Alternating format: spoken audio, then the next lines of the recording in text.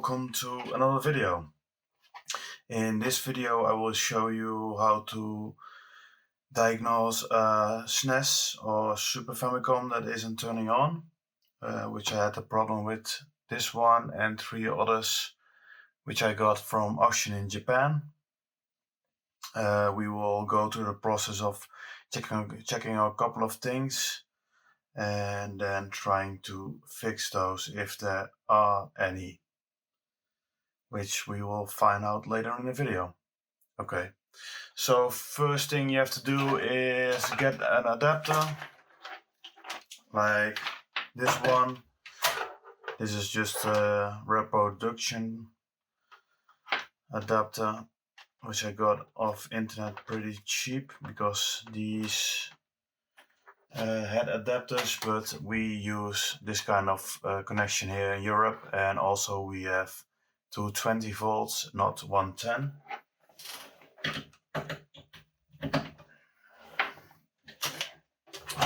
So we're plugging this in the back here, and then switch on and nothing happens, which was a problem I had before.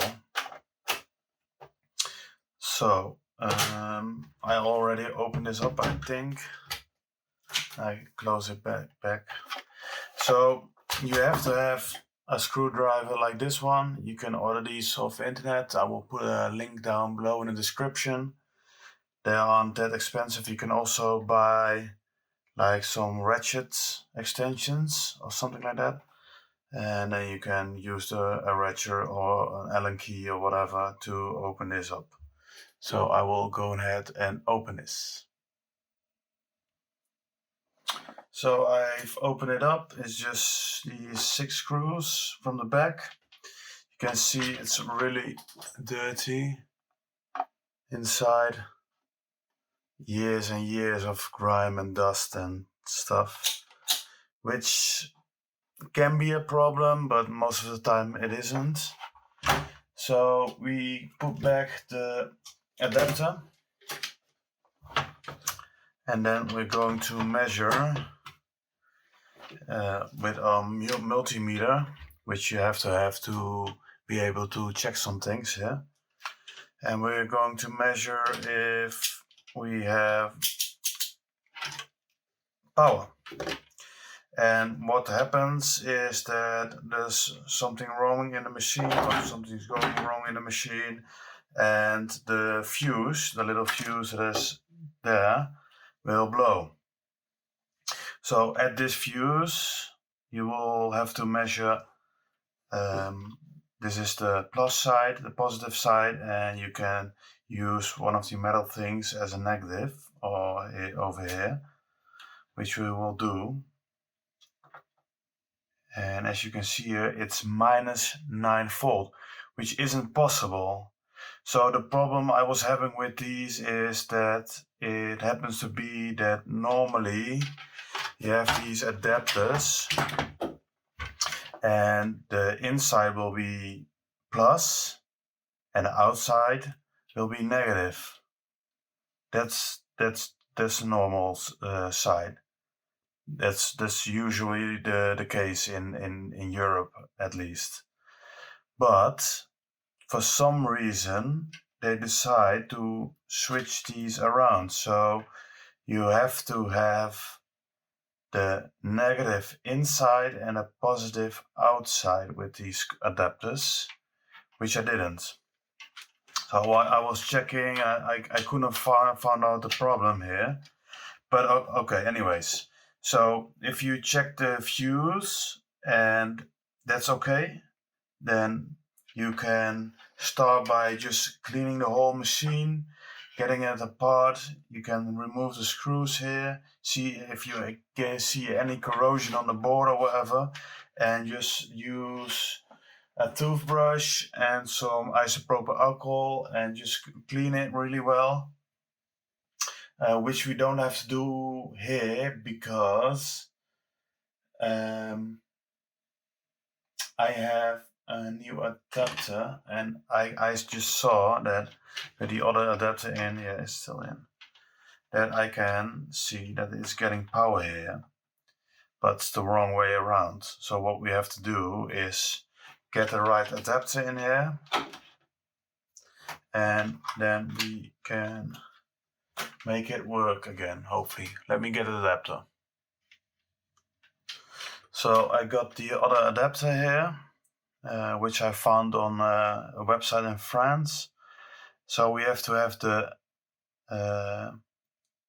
negative side inside and the positive outside.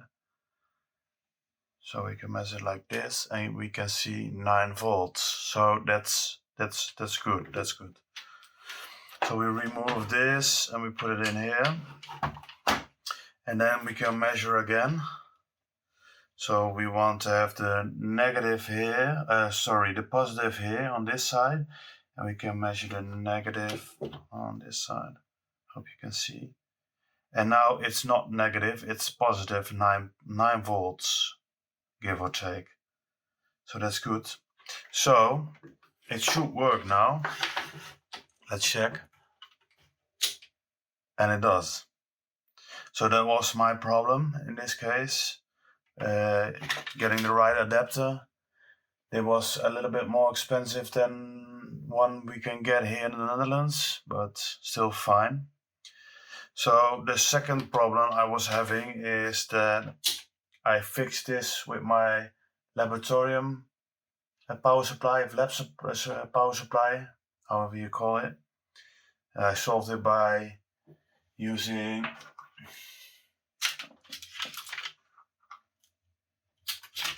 just cutting off the original power supply and using the wires to get my lab power supply on there, so I can switch around the positive and the negative.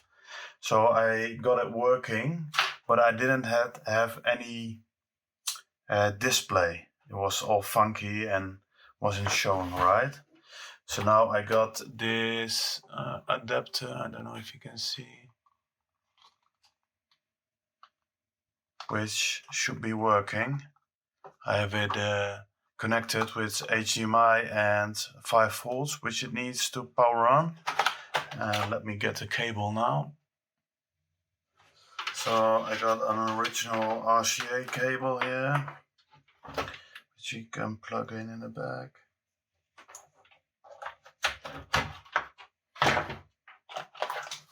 Then I'm put in here.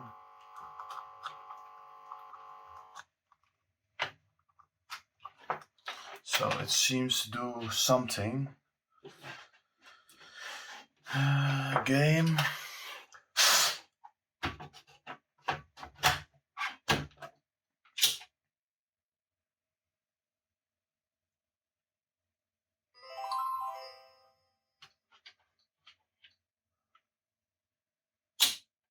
Okay, so I will get you off the stand here. So we can test now. We can see here that it's working again.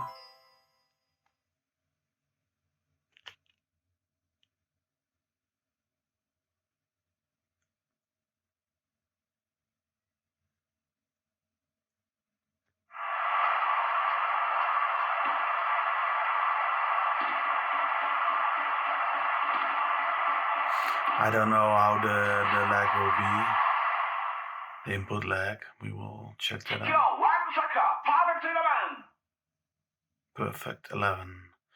Okay, let me put in a controller and check some settings here, and then we will try to play on it a bit. So you can see here that's not displaying the right amount of colors and just poor image quality overall. So I think that will be due to the upscaler I use here. It's really cheap. So I'm not sure if that's a viable option, to be honest. So thank you guys for watching this short video. to summarize what we've checked is using the right power supply for your country, and also what type of Snes you have. In this case, we had a Super Famicom from Japan imported to the Netherlands, and we use other adapters here than they use there. So we have a negative inside of the adapter and a positive on the outside. Um, and we have the other way around here. So also check the fuse. You can measure by checking if there's getting power to the other side of the fuse, and if there isn't any power, you can measure the fuse itself by sending to some power to check if it's still in one piece with the multimeter. And if that's not the case, then you have to replace the fuse. Don't go cheap and replacing with a piece of wire. Please buy a new fuse. Also, if that's not working for you, you can give it a real good clean.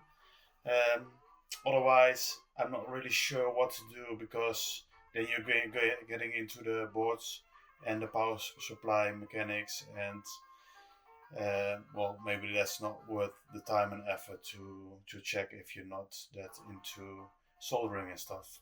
So again, thank you for watching and have a nice day.